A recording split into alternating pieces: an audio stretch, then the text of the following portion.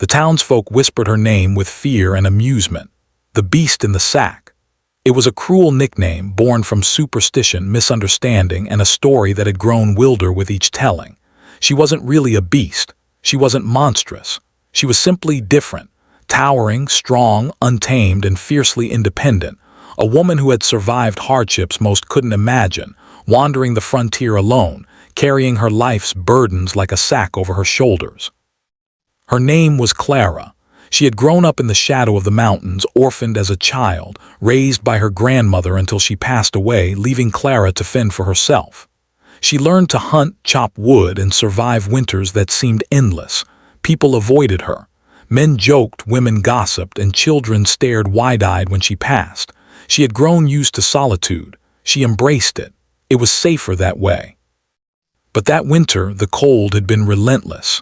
Snow covered the plains like a thick white blanket, and Clara's small cabin, built of timber and sweat, had begun to leak under the weight of ice. Her food stores were low, her firewood dwindling, and she had no one to help. It was on a blustery evening, the wind howling like wolves in the distance, that he came. The giant cowboy had been traveling across the region, delivering supplies and checking his vast herd. His name was Eli Ward, a man as tall and broad as a tree, with hands calloused from years of work, eyes sharp as a hawk, and a heart that had known loss but still beat with quiet kindness. He had heard tales of the beast in the sack, and at first dismissed them as exaggeration. But something about the story had tugged at him. Curiosity, perhaps, or the unspoken sense that this woman's life was harder than any tale could capture. He found her cabin as the sun dipped behind the mountains, casting long shadows over the snow. Smoke curled weakly from the chimney, and the faint sound of someone chopping wood reached his ears. Eli approached cautiously, sensing the solitude and strength radiating from this place. "Hello," he called, his voice carrying over the snow. "Ma'am, I don't mean to intrude." Clara paused mid-swing, her axe suspended in the air. She wiped her brow, eyes narrowing at the approaching figure. No one came here willingly, and certainly no man would brave the cold for someone like her. "I'm Eli Ward," he said, stopping a few feet away. "I heard about you, thought I might check in." Clara's lips pressed into a thin line. "Check in?" she asked, suspicion heavy in her voice. "What business is it of yours?" He raised his hands, showing he meant no harm. "Just a man offering help. You look, well, like you could use a hand with that woodpile."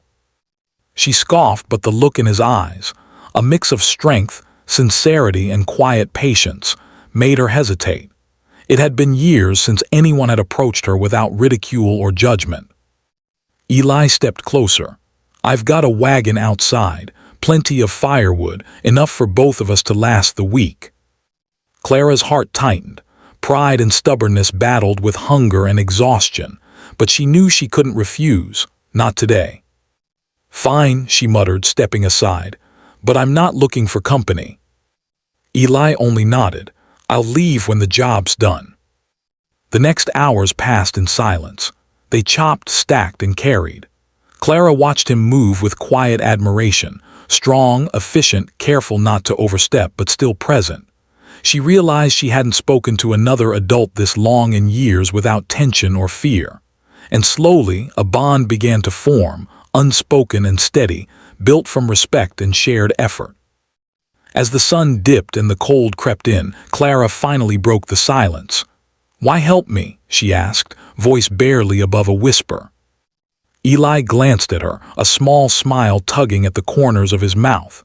"Because everyone deserves help," he said simply, "even beasts in sacks." Clara blinked, unsure if he was mocking her or acknowledging her. But the warmth in his voice made her chest ache in a way she hadn't felt in years.